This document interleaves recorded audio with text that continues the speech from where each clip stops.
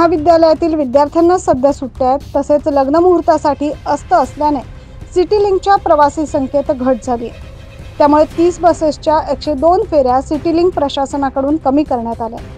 दरम्यान आगामी काळात प्रवासी संख्या वाढल्यास सेवा पूर्ववत केली जाणार असल्याची माहिती सिटी लिंकच्या वरिष्ठ अधिकाऱ्यांनी दिली। सिटी लिंकद्वारे रोज 75,000हून अधिक विद्यार्थी प्रवास करतात। मात्र सध्या सुट्ट्या असल्याने विद्यार्थी प्रवासी संख्या कमी झाली आहे, तर लग्नाचे मुहूर्त नसल्यामुळे परिणामी ग्रामीण भागात जाणारी प्रवासी संख्या देखील कमी झाली आहे। त्यामुळे 250 बसपैकी सिटी लिंकच्या 30 बसेसच्या 102 फेऱ्या कमी करण्यात आल्या। सद्यस्थितीला 2400 फेऱ्या होत आहेत। फेऱ्या कमी केल्याने आधीच तोट्यात असलेल्या सिटी लिंकच्या उत्पन्नावर देखील परिणाम झालाय असं बोललं जात आहे।